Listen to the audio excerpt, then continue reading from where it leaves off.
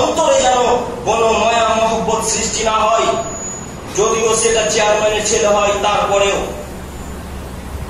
যুবক, তুমি জেনে রেখো, যদি কোনো পুরুষ জেনায় লিপ্ত হয় অবিবাহিত অবস্থায়, তাহলে তাকে 100 লাঠি মেরে 1 বছরের জন্য এলাকা থেকে তাকে দিতে হবে। যদিও সরকারের ছেলে হয় তারপরেও তাকে 100 লাঠি পেটাতে হবে।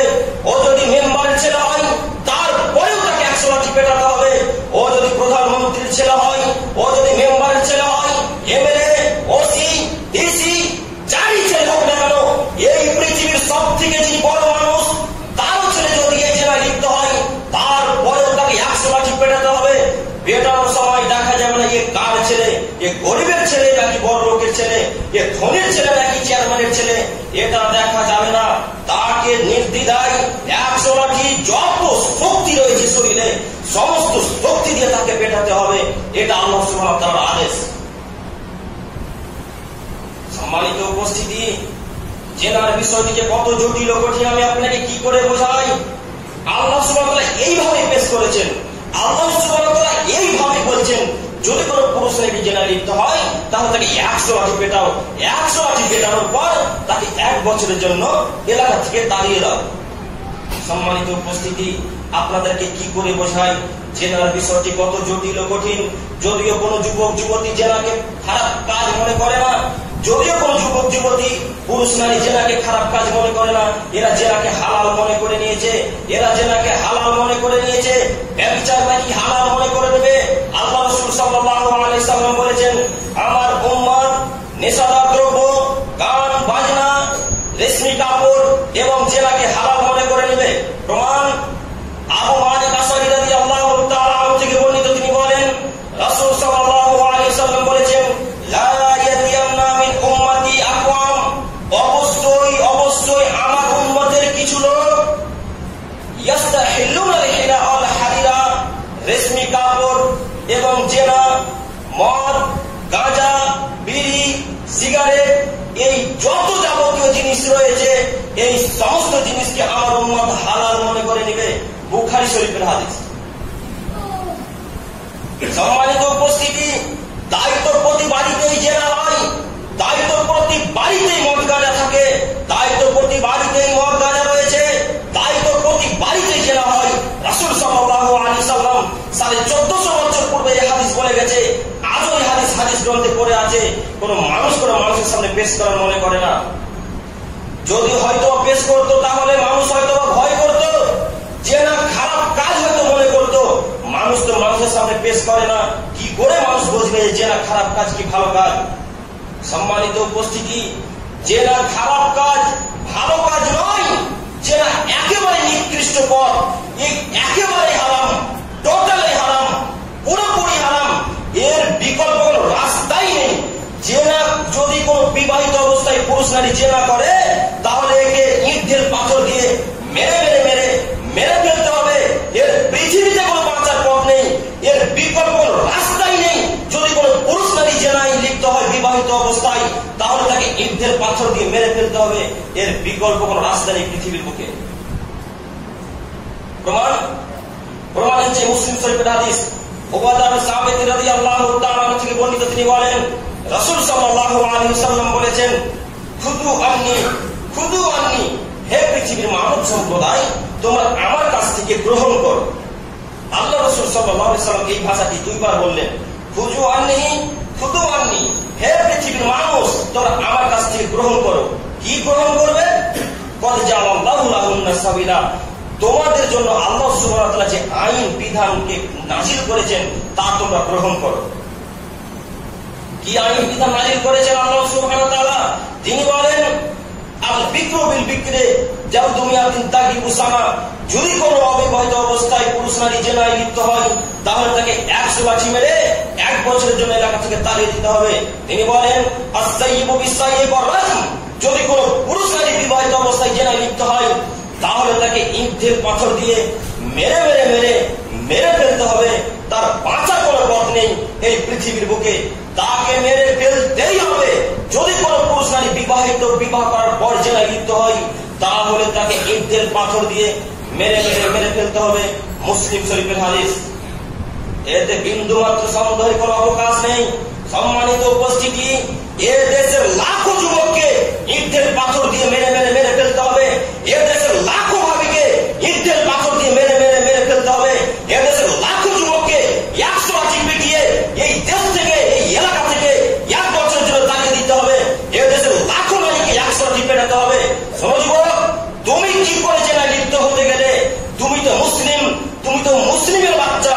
তোমার শরীরে মুসলমানের রক্ত বইছে, তোমার শরীরে মুসলমানের গোশ, তোমার রাগ মুসলমানের, তোমার রক্ত মুসলমানের, তোমার গোস্ত মুসলমানের। তুমি কি করে জেনা লিপ্ত হলে? কাপুরুষ, তোমার লজ্জা হয় না কেন? তুমি আবার তোমার ভাবির সাথে কোন লজ্জায় জেনা করতে গেলে? তোমার লজ্জা হয় না? তোমার এইটুকু মানবতা নেই যে আমি আমার বড় ভাইয়ের স্ত্রীর সাথে কি করে জেনা লিপ্ত হই? তোমার এইটুকু মানবতা নেই যুবক? তুমি কোন লজ্জায় তোমার ভাবির সাথে জেনায় লিপ্ত হলে? তুমি জানো না রাসূল সাল্লাল্লাহু আলাইহি ওয়াসাল্লাম বলেছেন, যদি কোনো পুরুষ নারী অবিবাহিত অবস্থায় জেনায় লিপ্ত হয় তাহলে তাকে 100 লাঠি পেটাতে হবে। বলো যুবক, এবার তোমার কি হবে? বলো যুবক, এবার তোমার কি হবে? তুমি বলো। তোমাকে 100 লাঠি পেটাতে হবে, কোনো মায়ের বেটা বাঁচাতে পারবে না। এর বিকল্প কোনো রাস্তাই নেই। তাকে ছেড়ে দেবেন, এর কোনো বিকল্প রাস্তাই নেই। মুহাম্মদ সাল্লাল্লাহু আলাইহি ওয়াসাল্লামের একটা আদেশ, আপনাকে পালন করতে আপনি বাধ্য। সম্মানিত উপস্থিতি, জেনা থেকে যে কোনো মূল্যে বেঁচে থাকার চেষ্টা করুন, জরুরি আমাদের অনুরোধ। এরপরে রাসূল সাল্লাল্লাহু আলাইহি ওয়াসাল্লাম বলেন, যদি কোনো পুরুষ নারী বিবাহ করার পর জেনায় লিপ্ত হয় তাহলে তাকে হত্যা করতে হবে। আয়েশা রাদিয়াল্লাহু তাআলা আনহা থেকে বর্ণিত, তিনি বলেন, রাসূল সাল্লাল্লাহু আলাইহি ওয়াসাল্লাম বলেছেন, মান কানা লা ইলাহা ইল্লাল্লাহ ওয়া আন্না মুহাম্মাদুর রাসূলুল্লাহ, যদি কোনো ব্যক্তি বলে যে লা ইলাহা ইল্লাল্লাহ, আল্লাহ ছাড়া কোনো মাবুদ নেই, ওয়া আন্না মুহাম্মাদুর রাসূলুল্লাহ, এবং মুহাম্মদ সাল্লাল্লাহু আলাইহি ওয়াসাল্লাম আল্লাহর রাসূল, এই কথা যদি কোনো মানুষ বলে তাহলে তাকে হত্যা করা যাবে না। বুঝতে পারেননি কথা? যদি কোনো মানুষ বলে যে আল্লাহ ছাড়া কোনো মাবুদ নেই আর মুহাম্মদ সাল্লাল্লাহু আলাইহি ওয়াসাল্লাম আল্লাহর রাসূল, তাহলে এই ব্যক্তিকে হত্যা করা যাবে না। ইল্লা বিহিদে সালাসা, তবে 3 শ্রেণীর মানুষকে হত্যা করা যেতে পারে। তবে 3 শ্রেণীর মানুষকে হত্যা করা যেতে পারে। 1, আত-তারিকু লিদিনিহি, যদি কোনো ব্যক্তি ধর্ম ত্যাগ করে তাহলে তাকে হত্যা করতে হবে। যদি কেউ ধর্ম ত্যাগ করে তাহলে তাকে হত্যা করতে হবে। যদি কেউ বলে যে গাভীর দুধ হারাম তাহলে তাকে হত্যা করতে হবে। যদি কেউ বলে আমি কোরআনকে মানি না তাহলে তাকে হত্যা করতে হবে। যদি কোনো মানুষ বলে যে মদ হালাল তাহলে তাকে হত্যা করতে হবে। সম্মানিত উপস্থিতি, আত-তারিকু লিদিনিহি, ধর্ম ত্যাগীকে হত্যা করতে হবে। তবে এর পৃথিবীতে বাঁচার পথ রয়েছে। কেমন? ধর্ম ত্যাগীকে ফাঁসি দিবে সরকার, যে দেশের দায়িত্বে রয়েছে সে ফাঁসি দিবে। এই ফাঁসি দিতে যাওয়ার সময় যদি দড়ি একেবারে গলায় টান একেবারে ফাঁস ভিড়িয়ে দিয়েছে গলায়, এই অবস্থায় সে ব্যক্তি বলছে, আরে না না না, আমার ভুল হয়েছে, আমি কথাকে ফিরিয়ে নিলাম, গাভীর দুধ হারাম নয়, গাভীর দুধ হালাল, আমি এই কথাকে ফিরিয়ে নিলাম, জগৎবাসী আমি এই কথাকে ফিরিয়ে নিলাম, আপনারা আমাকে ক্ষমা করুন। তখন এই ব্যক্তিকে আর হত্যা করা যাবে না। এই ব্যক্তিকে আর হত্যা করা যাবে না। এর বাঁচার পথ রয়েছে। 1, 2, কাতালা নাফসান আয়াকতুলু বিহা, যদি কোনো মানুষকে হত্যা করে তাহলে তাকে হত্যা করতে হবে। যুবক তুমি শোনো, যদি কোনো মানুষকে হত্যা করে তাহলে তাকে হত্যা করতে হবে। তুমি এবার কথা ভালোভাবে বোঝো। তোমার বাপের বয়স হয়েছে 90 বছর। তোমার বাপ এই যাবৎ 3 বার হজ করেছে, 3 বার। এই যাবৎ আজ পর্যন্ত তোমার বাপ 3 বার হজ করেছে। যুবক, তো তোমার বাপকে ওই রহমানপুরের ছেলে একটা খুব গালি দিয়েছে, একেবারে অকথ্য ভাষায় গালিগুলো, যা সহ্য করার বাইরে, সীমার বাইরে এরকম গালি দিয়েছে। তো তোমার আব্বা জুম্মার সালাত আদায় করে গিয়ে বাইরে যেমনই গেটের বাইরে গেছে তেমন ওই ছেলেটার সাথে দেখা। তখন তোমার বাপ একেবারে রেগে গিয়ে 2-3 থাপ্পড় দিয়ে তাকে মেরে ফেললো। এমন মারলো তাকে, জানেই মেরে দিল। এবার তোমার বাপকে হত্যা করতে হবে। বুঝেননি কথা? তোমার বাপ যে ছেলেটাকে হত্যা করলো ওই ছেলেটার মা বাপ তোমার বাপকে হত্যা করবে। যুবক, তোমার বাপ যদি 1000 বার সালাত আদায় করে তারপরেও, তবে এই লোকটার বাঁচার পথ রয়েছে। কেমন ভাবে ইমাম সাহেব এই লোকটা বাঁচবে কেমন করে? জি শুনুন, এই লোকটাকে যদি সেই ছেলেটার মা বাপ বলে জান ছেলেকে মেরেছেন, আমরা আপনাকে ক্ষমা করে দিলাম। যদি এই কথা ওর মা বাপ বলে, ওর ভাইরা বলে, তাহলে এই লোকটা ক্ষমা পেয়ে নিল, এই লোকটাকে আর মারতে হবে না। তবে এর পৃথিবীতে বাঁচার পথ রয়েছে। তবে 3 নম্বর যে ব্যক্তিকে আল্লাহ রাসূল সাল্লাল্লাহু আলাইহি ওয়াসাল্লাম তুলে ধরেছেন, তার পৃথিবীতে কোনো বাঁচার পথ নেই, সে হচ্ছে ব্যভিচার, ব্যভিচারিণী। এর পৃথিবীতে বাঁচার কোনো পথই নেই। এই যে পৃথিবীতে বাঁচবে এর কোনো পথই নেই। যদি কোনো মানুষ বিবাহ করার পর জেনায় লিপ্ত হয়, এর পৃথিবীতে বাঁচার কোনো পথ নেই।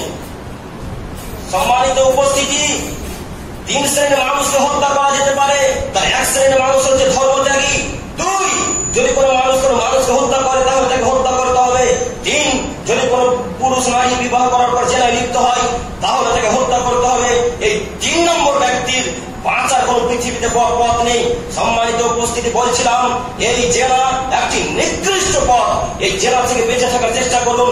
একেবারে নির্দ্বিধায় চোখ বুজে আল্লাহ তাআলার কাছে কান্না কাটি করে চোখ থেকে পানিকে ঝরঝর করে ফেলে 2 হাত তুলে আল্লাহ তাআলার কাছে ক্ষমা প্রার্থনা করুন।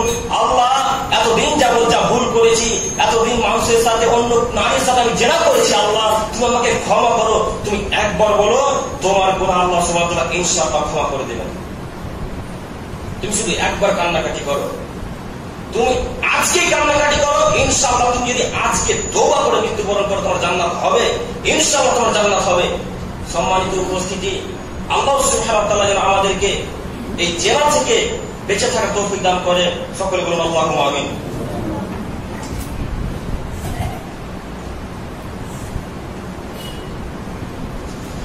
ইন্নাল হামদুলিল্লাহি ওয়াহদা ওয়াসসালাতু ওয়াসসালামু আলা মান লা নাবিয়্যা বা'দা, আম্মা বা'দ। সম্মানিত উপস্থিতি, আমরা আলোচনা করছিলাম জেনা সম্পর্কে। এরপরে ওসমান রাদিয়াল্লাহু তাআলা আনহু থেকে বর্ণিত, তিনি বলেন রাসূল সাল্লাল্লাহু আলাইহি ওয়াসাল্লাম বলেছেন, তুফতাহু আবওয়াবুস সামাই নিসফাল লাইল, রাত্রি যখন অর্ধেক হয়ে যায় তখন আসমানের সব দরজাকে খুলে দেওয়া হয়। আমার দিকে লক্ষ্য করুন, কেউ কারোর সাথে গল্প করবেন না, নইলে হাদিসের অনুবাদ বুঝতে পারবেন না। বাচ্চা ছেলে যদি খেলে, আপনি তাকে খেলতে দিন, তাকে আপনি বাধা দিবেন না। বাচ্চা ছেলে যদি বদমাশি করে থাকে, বদমাশি করতে দিন, আপনি তাকে বাধা দিবেন না, কিন্তু আপনি আমার দিকে চেয়ে থাকুন। সম্মানিত উপস্থিতি, রাসূল সাল্লাল্লাহু আলাইহি ওয়াসাল্লাম বলেন, তুফতাহু আবওয়াবুস সামাই নিসফাল লাইল, রাত্রি যখন অর্ধেক হয়ে যায় তখন আল্লাহ সুবহানাহু ওয়া তাআলা আসমানের সব দরজাকে খুলে দেওয়া হয়। তখন আল্লাহ সুবহানাহু ওয়া তাআলা আসমানের সব দরজাকে খুলে দেন এবং তিনি বলেন, ফায়ুনাদি মুনাদিন, এমন কেউ কি আছো যে আমার কাছে কিছু চাইবে, আমি তাকে তাই দেব। এটা আল্লাহ তাআলা বলেন। এমন কি কোন মানুষ আছে পৃথিবীর বুকে যে সে আমার কাছে চাইবে, আমি তাকে তাই দিব? ও যা চাইবে আমার কাছে তাই দিব। ও যদি আমার কাছ থেকে কঠিন বড় বিপদ থেকে বাঁচতে চাই, এই অর্ধেক রাত্রে আমি আল্লাহ সুবহানাহু ওয়া তাআলা তাকে তাই দিব। যদি কোনো মানুষ আমার নিকটে সাহায্য চায়, আমার কাছ থেকে সাহায্য প্রার্থনা চায়, তাহলে আমি আল্লাহ সুবহানাহু ওয়া তাআলা তাকে তাই দিব। যদি কোনো মানুষ আমার কাছ থেকে কোন বড় জটিল থেকে জটিল, বড় থেকে বড় বিপদ থেকে বাঁচতে চাই, আমি আল্লাহ সুবহানাহু ওয়া তাআলা তাকে তাই দিব। যদি ও একবার বলে আমাকে যে আল্লাহ তুমি আমাকে এটা দাও, ওটা দাও, আমি এই পাপ করেছি, তুমি আমাকে ক্ষমা করো, আল্লাহ বলছেন আমি সঙ্গে সঙ্গে তাকে ক্ষমা করে দেব।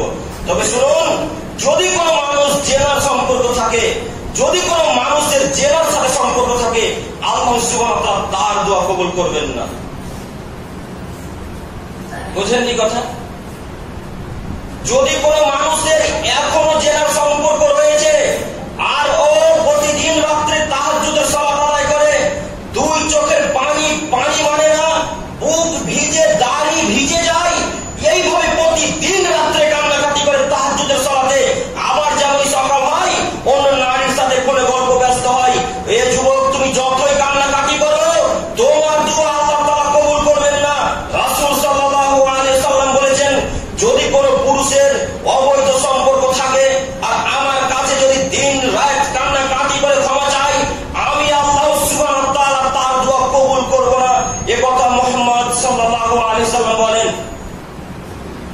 যুবক, তোমার মা তাহাজ্জুদ পড়ে, আবার তোমার মা অন্য পুরুষের সাথে গল্পও করে।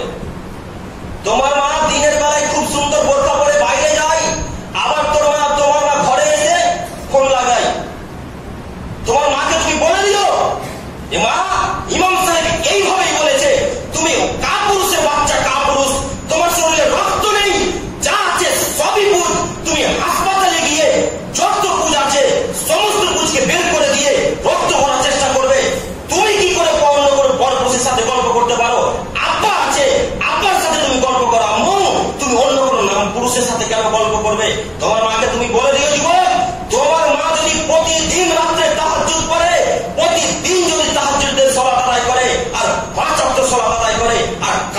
যদি করে তোমার মায়ের দোয়া আল্লাহ তাআলা কবুল করবেন না, আল্লাহ তাআলা তোমার মায়ের দোয়া কবুল করবেন না, একেবারে জোরালো ভাবে বলেছেন।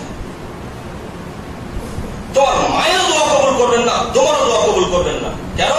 তুমিও তো অন্য নারীর সাথে গল্প করো, আবার তুমি সালাত আদায় করো, তোমার লজ্জা হয় না? ঠিক, তোমার তো ইতস্তবোধ করা উচিত যে আমি সালাত আদায় করি, আবার আমি অন্য নারীর সাথে গল্প কি হিসাবে করি। তোমার তো লজ্জা করা উচিত যুবক, তোমার তো একেবারে এক গ্লাস পানিতে ডুবে যাওয়া উচিত। ঠিক, তোমার লজ্জা হয় না? তুমি সালাত আদায় করো, অন্য নারীর সাথে গল্প করো, এত বেহায়া কেন? তোমার লজ্জা লাগে না? তোমার হায়া হয় না? তুমি মুসলমানের বাচ্চা, তুমি মুসলমানের বাচ্চা, হিন্দুর বাচ্চা।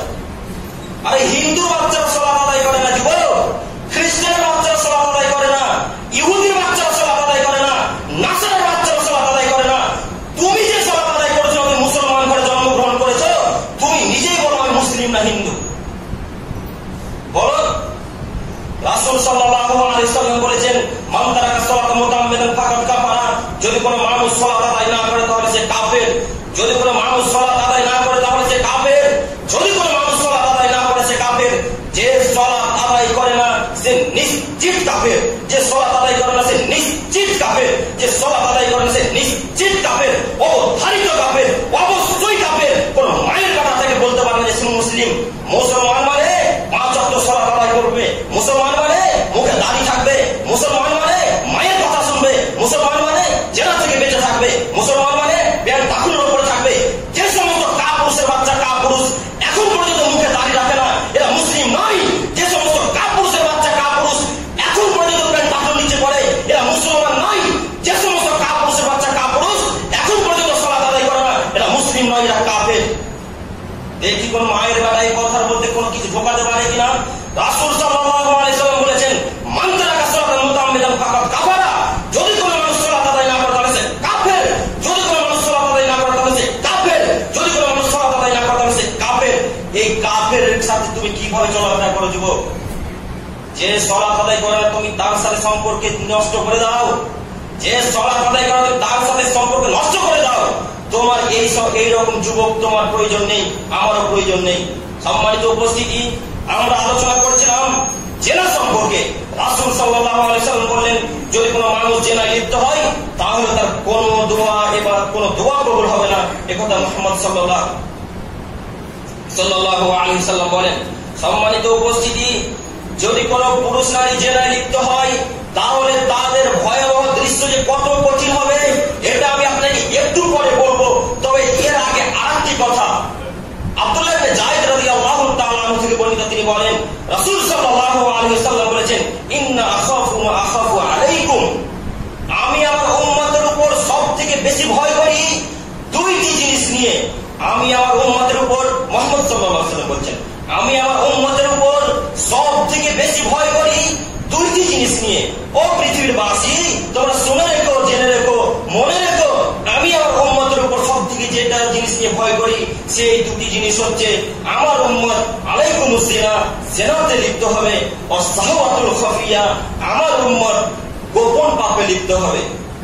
এই দুইটা জিনিস নিয়ে আমি মুহাম্মদ সাল্লাল্লাহু আলাইহি ওয়াসাল্লাম খুব ভয় করি। আল্লাহ রাসূল বলছেন, আরে আমি আমার উম্মতের মধ্যে ভয় করি আমার উম্মত নাকি জেনায় লিপ্ত হবে, আমার উম্মত নাকি গোপন পাপে লিপ্ত হবে। শুনুন, যে সমস্ত যুবক যুবতী আজ পর্যন্ত ফোনে গল্প চলে, যে সমস্ত যুবক যুবতীর এখন পর্যন্ত ফোনে গল্প চলে, এই ভয়ে আল্লাহ রাসূল 1450 বছর পূর্বে করে গেছেন।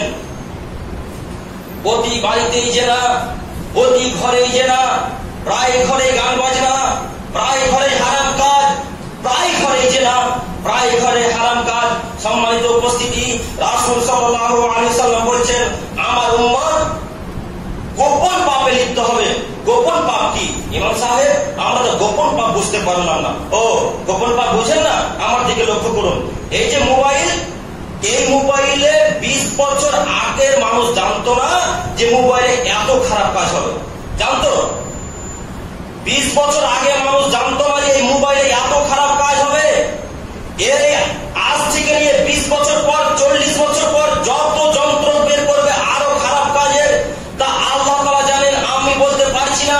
তবে এর থেকে আরো খারাপ কাজের জিনিস, মেশিন যন্ত্র তৈরি করবে বিজ্ঞানীরা, তবে আপনি জেনে রাখুন, মানুষ জানতো না যে এই মোবাইলে 20 বছর আগেকার মানুষ জানতো না যে মোবাইলে এত খারাপ কাজ হতে পারে। ইমাম সাহেব কি করে খারাপ কাজ হতে পারে শুনুন। আপনার ছেলে রয়েছে আপনার ঘরের দোতলায়, আপনার ছেলে আপনার ঘরের দোতলায় ঘরে শুয়ে আছে, এখনো শুয়ে আছে। সে যখনই হোক না কেন, আপনার ছেলে আপনার ঘরের দোতলায় শুয়ে আছে, আর আপনার ছেলের গার্লফ্রেন্ড কলকাতা বড় হোটেলে 10 তলা বিল্ডিং এর উপরে শুয়ে আছে। আপনার ছেলে ওই মেয়েটাকে ভিডিও কল লাগিয়ে দিয়েছে, ভিডিও কল লাগিয়ে দিয়ে তার সাথে কথা বলছে। কথা বলতে বলতে এক পর্যায়ে দুজনের জামা কাপড়কে খুলে দিয়েছে। পুরুষ বলছে তুমি এরকম করো, নারী বলছে তুমি এরকম করো। দুজনের কথাবার্তা চলতে চলতে তারা দুজনের পোশাক খুলে দিয়েছে। অবাক আসছে না? আমার উম্মত গোপন পাপে লিপ্ত হবে। রাসূল সাল্লাল্লাহু আলাইহি সাল্লাম 1400 বছর পূর্বে এই ভয় করে গেছেন যে আমার উম্মত গোপন পাপে লিপ্ত হবে। অবাক আসছে না? পরিকল্পনার বাইরে মোবাইলে জেনা হয়, মোবাইলে ভিডিও কল করে নারীর অঙ্গ, নারীর পুরো শরীরকে দেখতে দেওয়া হয়। সে কোথায় আর এই ব্যক্তি কোথায়? এই ছেলেটা জঙ্গিপুরের কোথায় শুয়ে আছে, আর ওই মেয়েটা কলকাতার কোন বিল্ডিং এ আছে, সেখান থেকে দুজনে জেনা করে, ভিডিও কলে জেনা হয়। অবাক জেনা, আশ্চর্যের বাইরে, সীমার বাইরে, পরিকল্পনার বাইরে এই ভয় রাসূল সাল্লাল্লাহু আলাইহি সাল্লাম 1450 বছর পূর্বে করে গেছেন। সম্মানিত উপস্থিতি, নারীরা প্রয়োজন মনে করে না স্বামী কোথায় গেছে, নারীরা প্রয়োজন মনে করে না আমার স্বামী আমার জন্য কাজে গেছে। নারীরা নিজ বাথরুমে নিজ মেশিন যন্ত্র লাগিয়ে জেনা করছে, নারীরা নিজ বাথরুমে নিজ মেশিনের যন্ত্র লাগিয়ে জেনা লিপ্ত হচ্ছে। অবাক জেনা, রাসূল সাল্লাল্লাহু আলাইহি সাল্লাম বলেছেন আমার উম্মত এই গোপন পাপে লিপ্ত হবে, এটাই আমার ভয়। আমার উম্মত গোপন পাপে লিপ্ত হবে, এটাই আমার ভয়। যুবক, তোমাকে বলছি তুমি শুনে রেখো, তোমার মোবাইলে যেন আজ থেকে ওই নারীর নাম্বার না থাকে, তোমার ফোনে যেন কোনো বড় পুরুষের নারীর নাম্বার না থাকে। যদি এই আজ জুমার পর থেকেও যদি তোমার মোবাইলে নাম্বার থাকে, তাহলে তুমি নিশ্চিত মুনাফিক, তুমি অবশ্যই মুনাফিক। যুবক, তুমি ইসলামের 5 পয়সা দাম দাও না, এমনি বক্তব্য শুনতে আসছো, ভালো লাগে তাই শুনছি, আর আসতে হয় তাই আসছি। শোনো যুবক, তুমি যদি নাম্বারকে ডিলিট করতে না পারো, তুমি কাপুরুষের বাচ্চা, কাপুরুষ। তুমি মুসলমানের পরিচয় দিয়ে পৃথিবীর বুকে বসবাস করো না। তোমাকে যখন কোন মানুষ জিজ্ঞাসা করবে যে তুমি জাতি কি, তখন তুমি বলে দেবে খ্রিস্টানের বাচ্চা, আমি হিন্দুর বাচ্চা। কেন? আরে হিন্দুর বাচ্চারা তো মায়ের সাথে জেনা করে, আরে হিন্দুর বাচ্চারা তো অবৈধভাবে সম্পর্ক রাখে, খ্রিস্টানের বাচ্চারা তো তার মায়ের সাথে জেনা করে, ইহুদির বাচ্চারা তো তার বোনের সাথে জেনা করে, ইহুদির বাচ্চারা ব্যভিচার করে। তুমি কি ইহুদি হয়ে গেছো? তুমি কি নিজেকে হিন্দুর বাচ্চা মনে করো না? তোমার মোবাইলে অন্য নারীর নাম্বার থাকবে কেন? তুমি তোমার মায়ের সাথে জেনা করবে। যুবক, এটা আমি বলিনি, এটা আল্লাহ রাসূল বলেছেন। আমার উম্মত তার মায়ের সাথে জেনা লিপ্ত হবে, তার মায়ের সাথে। দেখো যুবক, তুমি দেখো প্রত্যেক বাড়িতে সুদ রয়েছে, প্রত্যেক বাড়িতে, প্রায় বাড়িতে সুদ। রাসূল সাল্লাল্লাহু আলাইহি সাল্লাম বলেছেন সুদের 70টা স্তর রয়েছে, তার মধ্যে সব থেকে নিম্ন স্তর, সব থেকে ছোট স্তর হচ্ছে মায়ের সাথে জেনা করা। দেখো যুবক, রাসূল সাল্লাল্লাহু আলাইহি সাল্লামের প্রত্যেকটা বাণী অক্ষরে অক্ষরে মিলে যাবে। তুমি কি ভেবেছো? তোমাকে বলে যাচ্ছি, তুমি জেনে রাখো, তোমার মোবাইলে যেন আজ থেকে কোনো নারী নাম্বার না থাকে, তোমার মোবাইলে যেন আজ থেকে কোনো নারী নাম্বার না থাকে। তুমি তওবা করে এখান থেকে উঠবে, আর সেই নাম্বারকে লাথি মেরে ডিলিট করে দিবে। দরকার হলে তুমি অন্তর থেকে ডিলিট করে দিবে। তোমার ওই নারীর প্রয়োজন নেই। আল্লাহ সুবহানাহু ওয়া তাআলা যদি চান, তার থেকে অতীব সুন্দর নারী তোমার জন্য আল্লাহ তাআলা সৃষ্টি করে রেখেছেন, সুন্দর করে রেখেছেন। তুমি ওই ঘৃণা একটা নারীর সাথে তুমি প্রেম করলে কেন? যুবক, এই কথাই প্রমাণ হয় যে তোমার সাথে যে নারী প্রেম করে, যুবক, ওই নারী তোমার সাথে আজ প্রেম করে, এই কথাটি কাল অন্য তোমার ভাইয়ের সাথে প্রেম করতে পারে। বুঝতে পারেননি? তুমি আজকে যার সাথে বিশ্বাস করে কথা বলছো, ওই নারী তোমার ভাইয়ের সাথে কাউকে সম্পর্ক রাখতে পারে। তুমি এই ঘৃণিত নারীর সাথে তুমি ফোনে কথা বলছো কেন? এই নোংরা নারীর সাথে তুমি কথা বলছো কেন? এই নোংরা নারীকে ত্যাগ করতে হবে। যদি আজ থেকে সে ফোন করে, তুমি বলবে শোনো, ইন্নী আখাফুল্লাহ, আমি আল্লাহকে ভয় করি, তুমি আজ থেকে আমাকে আর জিন্দেগিতে কল করবে না। তুমি আজ থেকে আমাকে জিন্দেগিতে কল করবে না। তুমি আর কোনোদিন আমাকে কল করবে না। কেন? রাসূল সাল্লাল্লাহু আলাইহি সাল্লাম বলেছেন, যে নয় লিপ্ত হলে আল্লাহ সুবহানাহু ওয়া তাআলা বড় ভয়াবহ জটিল কঠিন শাস্তি দিবে। জটিল কঠিন শাস্তির আপনাকে আমি একটা উদাহরণ পেশ করি। উমামা বাহিনী রাদিয়াল্লাহু তাআলা থেকে বর্ণিত, তিনি বলেন রাসূল সাল্লাল্লাহু আলাইহি সাল্লাম বলেছেন, আতাইনা আনা নাইমুন, আমি একদা ঘুমিয়েছিলাম, হঠাৎ দুইজন লোক আসলো। দুইজন লোক এসে একজন আমার ডান হাতের বাহু ধরলো, একজন আমার বাম হাতের বাহু ধরলো। বাম হাতের ডান হাতের বাহু ধরে দুইজন আমাকে নিয়ে চলে যেতে লাগলো।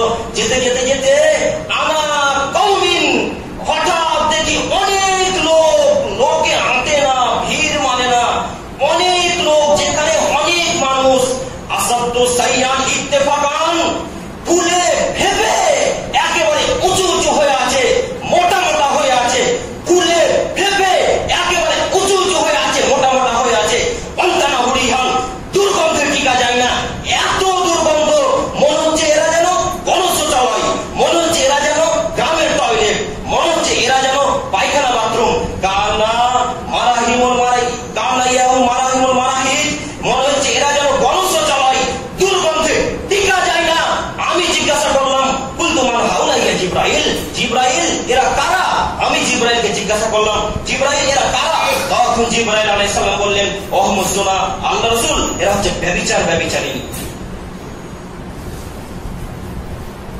সম্মানিত উপস্থিতি, ব্যভিচার, ব্যভিচারিণীদের লজ্জা স্থানের গন্ধে এক জাহান্নামবাসী আর এক জাহান্নামবাসী টিকতে পারবে না। ব্যভিচারের লজ্জা স্থানের গন্ধে জাহান্নামবাসীরা জাহান্নামে টিকতে পারবে না। ব্যভিচারিণীর লজ্জা স্থানের গন্ধে জাহান্নামবাসীরা জাহান্নামে টিকতে পারবে না। এত দুর্গন্ধ, মনে হচ্ছে তারা যেন পায়খানা বাথরুম, মনে হচ্ছে তারা যেন নোংরা জায়গা। এই সমস্ত নারীদেরকে ওই রকম শাস্তি দেওয়া হবে। যে সমস্ত যুবক যুবতী আজ পর্যন্ত ফোনে গল্প করে, যে সমস্ত যুবক যুবতী আজ পর্যন্ত অবৈধ সম্পর্ক রাখে, যে সমস্ত যুবক যুবতী আজ পর্যন্ত পরপুরুষের সাথে জেনে লিপ্ত হয়, যুক্ত আছে আজ পর্যন্ত, এদেরকে এইরূপ শাস্তি দেওয়া হবে। সম্মানিত উপস্থিতি, কি করে আমি আপনাকে বোঝাই জেনার শাস্তি কত বড় ভয়াবহ, জটিল, কঠিন। যদিও সময় শেষ, তারপরে আর দুইটা হাদিস বলবো, দিয়ে আজকের আলোচনা শেষ করবো। আপনারা একটু বিরক্ত বোধ হবেন না, আজকের আলোচনা খুব গুরুত্বপূর্ণ আলোচনা। রাসূল সাল্লাল্লাহু আলাইহি সাল্লাম বলছেন, এই সমস্ত নারীদেরকে যখন জাহান্নামে ফেলে দেওয়া হবে, এই সমস্ত যুবককে যখন জাহান্নামে ফেলে দেওয়া হবে, তখন তাদের এত গন্ধ করবে, গা, হাত, পা, মুখ, লজ্জাস্থান, পুরো শরীরের গন্ধে জাহান্নামবাসীরা জাহান্নামে থাকতে পারবে না। বলো যুবক, এরা কারা? বলো যুবক, এরা কারা? এরা তোমারই মা, এইগুলো তোমারই বাপ, এগুলো তোমারই ভাই, এগুলো তোমাদের মধ্যে কেউ না কেউ। কেন? তোমার বাপই যেটা সম্পর্ক আছে, তোমার বাপের এখনো, তোমার মায়ের এখনো যেটা সম্পর্ক রয়েছে, তোমার এখনো যেটা সম্পর্ক রয়েছে। তোমার মার লজ্জা নেই, তোমার বাপের লজ্জা নেই, তোমার লজ্জা নেই। 3 মা বেটা বলে একসাথে প্রেম করো, ছি ছি ছি, তোমার লজ্জা হয় না? তোমার নীতিকে আমি ঘৃণা করি যুবক, তোমার বাপকেও ঘৃণা করি, তোমার মাকেও ঘৃণা করি, তোমাকেও ঘৃণা করি। তোমাকে দেখলে আমার সহ্য হয় না। তুমি এখন পর্যন্ত নারীর সাথে গল্প করো মানে, এখন পর্যন্ত তুমি নারীর সাথে গল্প করো মানে, তোমাকে দেখলে আমার সহ্য হয় না। তুমি আবার হ্যালো হ্যালো করতে রাস্তা দিয়ে হাঁটো, ছি ছি ছি ছি, তোমার লজ্জা হয় না কেন যুবক? তুমি জেনে রাখো, তোমাকে কত যে কঠিন শাস্তি দেওয়া হবে তা আমি তোমাকে বলে বোঝাতে পারছি না। তবে শোনো, রাসূল সাল্লাল্লাহু আলাইহি সাল্লামের বাণী দ্বারা আমি তোমাকে বোঝাতে চাচ্ছি। আল্লাহ রাসূল সাল্লাল্লাহু আলাইহি সাল্লাম বলেছেন, আমি একদা ঘুমিয়েছিলাম, হঠাৎ দুইজন লোক আসলো, তারা দুইজনে ধরে নিয়ে আমাকে নিয়ে যেতে লাগলো। দুইজনে নিয়ে যেতে লাগলো, একজনের নাম হচ্ছে জিবরাইল, আরেকজনের নাম হচ্ছে মিকাইল। এই দুইজন ফেরেশতা আমাকে নিয়ে যেতে লাগলো। নিয়ে যেতে যেতে ফান্তাহাইনা ইলা সাকফিন মিসলি তান্নুরি ইলা জাইয়িব আলাহু আসফালা সাফি ওয়াসিউন। আমাকে নিয়ে যেতে যেতে দেখলাম হঠাৎ একটি গর্ত, যে গর্তটা চুলার মতো। কিসের চুলা? তান্দুরির রুটির চুলার মতো। তান্দুরির চুলা কেমন হয় দেখবেন আপনারা বাজার হাটে, যার তল দিক হয় খুব প্রশস্ত, খুব চওড়া, আর উপর দিক হয়ে যায় মিহি। এইরকম চুলার নিকটে আমাকে ফেরেশতা দুজন নিয়ে আসলো। আমি দেখলাম সেইখানে অনেক আগুন, তাতা ওয়াক্কাদাহুন নার, আগুন প্রজ্বলিত, একেবারে আগুন ধাঁধা ধাঁধা ধাঁধা করে উপরে উঠে চলে যাচ্ছে। মনে হচ্ছে যেন আগুনের মধ্যে যা কিছু রয়েছে সব কিছুকে উপরে নিয়ে চলে যাচ্ছে। আগুন যখন ধাঁধা ধাঁধা করে আখা ওই চুলার উপরে যখন আগুন ধাঁধা ধাঁধা করে আকাশের দিকে চলে যাচ্ছে, মনে হচ্ছে তার মধ্যে যা কিছু রয়েছে সব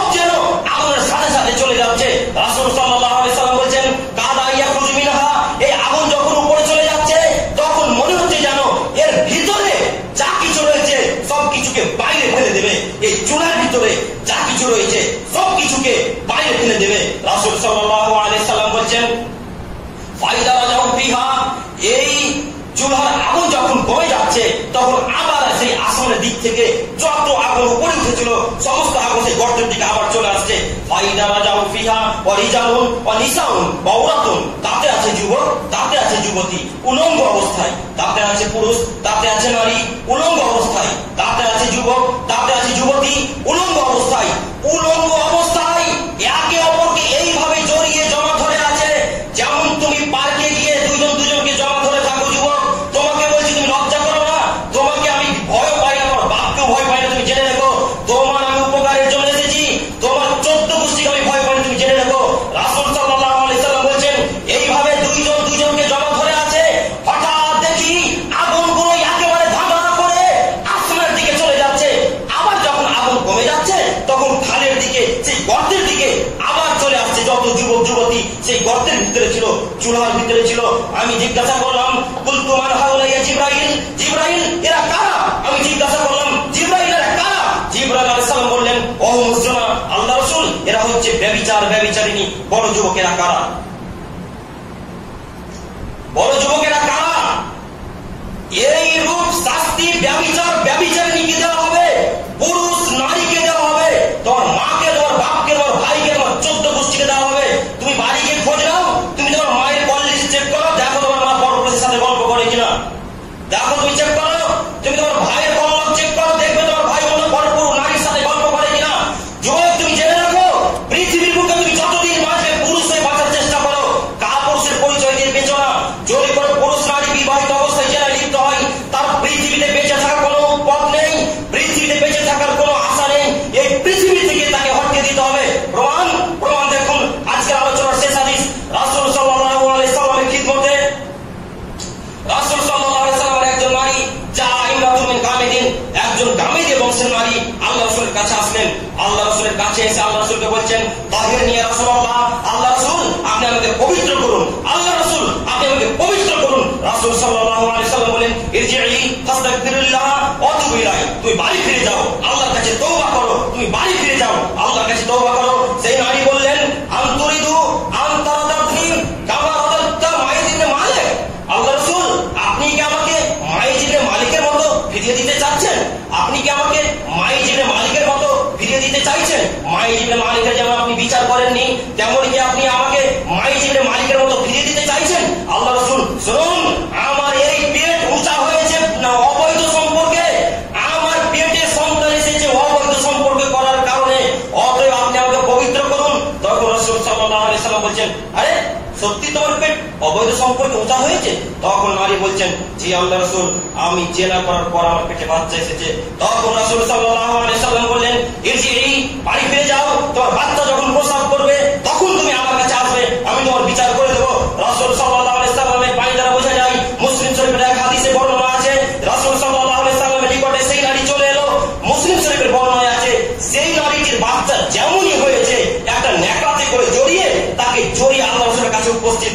আল্লাহ রাসূলের কাছে জিজ্ঞাসা করছে, আল্লাহ রাসূল এই দেখুন এই তো আমার বাচ্চা হয়েছে, আল্লাহ রাসূল আপনি আমাকে পবিত্র করুন। রাসূল সাল্লাল্লাহু আলাইহি সাল্লাম বাচ্চাটাকে দেখলেন এবং মাথাকে একটু নিচু করে বললেন, ইরজিই বাড়ি ফিরে যাও, তুমি তোমার বাচ্চাকে দুধ পান করাও, যতদিন পর্যন্ত তোমার বাচ্চা দুধ না ছাড়বে ততদিন পর্যন্ত তুমি তোমার বাচ্চাকে দুধ পান করাও। আল্লাহ রাসূলের কথা শুনে সেই নারীটি আল্লাহ রাসূলের কথা শুনে বাড়ি চলে গেল। বাড়ি গিয়ে বাচ্চাকে 2 বছর দুধ পান করালেন। 2 বছর পর যখন বাচ্চা নিজের দুধকে ছেড়ে দিল, তখন তার হাতে একটা ছোট্ট রুটির টুকরো তুলে দিল। সেই নারী রুটির টুকরো দিয়ে সেই বাচ্চাটিকে আল্লাহ রাসূলের কাছে নিয়ে এলো। আল্লাহ রাসূল এসে বলছেন, আল্লাহ রাসূল এই দেখুন আমার বাচ্চা দুধ পান করা ছেড়ে দিয়েছে, দেখুন তার হাতে যে ছোট্ট রুটির টুকরাটা রয়েছে, এই রুটি প্রমাণ করে সে বাচ্চাকে নিজ হাতে খেতে পারে, অতএব আপনি আমাকে পবিত্র করুন। তখন আল্লাহ রাসূল বললেন, ঠিক আছে, তোমাকে ঠিক আছে, আমি তোমার বিচার করে দিচ্ছি। তখন সেই ছেলেটিকে আল্লাহ রাসূল মুসলমানের হাতে তুলে দিলেন। মুসলমানের হাতে তুলে দেওয়ার পর বললেন, সঙ্গী সাথী তোমরা এই নারীটিকে মাঠে নিয়ে যাও, মাঠে নিয়ে গিয়ে বুক পর্যন্ত ঘুরে তাকে পুঁতে দাও, পুঁতে দিয়ে ইটের পাথর দিয়ে চারিদিক থেকে ইটের পাথর দিয়ে মেরে মেরে মেরে ফেলো। আল্লাহ রাসূলের কথা শুনে সেই সাহাবীগণেরা আল্লাহ রাসূল যেটা বললো সেটাই শুনলো, বুক পর্যন্ত ঘুরে তাকে পুঁতে দিল। পুঁতে দিয়ে আল্লাহ রাসূল সাল্লাল্লাহু আলাইহি ওয়াসাল্লামের যেমন অনুমতি সেই অনুযায়ী পুঁতে দিয়ে ইটের পাথর দিয়ে চারি সাইড থেকে তাকে মারতে লাগলো। মারতে মারতে খালিদ ইবনে ওয়ালিদ যখন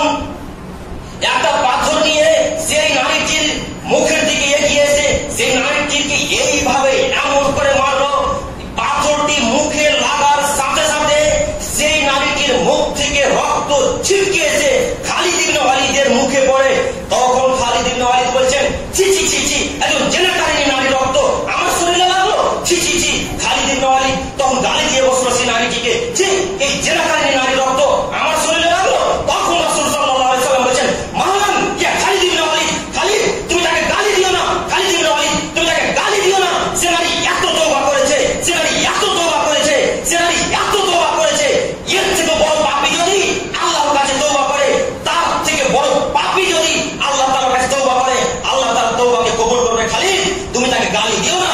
এই নারী পবিত্র হয়ে গেছে খালিদ। আল্লাহ রাসূল সাল্লাল্লাহু আলাইহি সাল্লাম তার জানাজা করলেন, কাফন দাফন করলেন।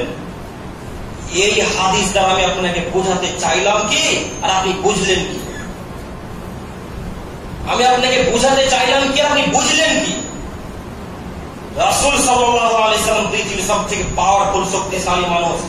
তিনি হচ্ছেন দ্বীনের কাছে জিম্মি, ধর্মের কাছে জিম্মি। রাসূল সাল্লাল্লাহু আলাইহি সাল্লাম জানতে যে এই নারীকে আল্লাহ সুবহানাহু ওয়া তাআলা ক্ষমা করে দিয়েছেন, তারপরেও রাসূল সাল্লাল্লাহু আলাইহি সাল্লাম বললেন না যে যাও তুমি বাড়ি চলে যাও, আল্লাহ তোমাকে ক্ষমা করে দিয়েছে। আল্লাহ রাসূল এই কথা বললেন না। আল্লাহ রাসূল তাকে হত্যা করলেন, রজম করলেন, তারপরে এই কথা বললেন। যুবক, আমি তোমাকে এবার বলতে চাচ্ছি, তোমাদের গ্রাম্য সরকারকে বলতে চাচ্ছি, তোমাদের যারা দায়িত্বে আছে তাদেরকে বলতে চাচ্ছি, যারা বিবাহ করার পর জেলায় লিপ্ত রয়েছে, হয়েছে, করেছে, তাদের কি পৃথিবীতে বাঁচার কোন উপায় আছে? কোন উপায় আছে কি?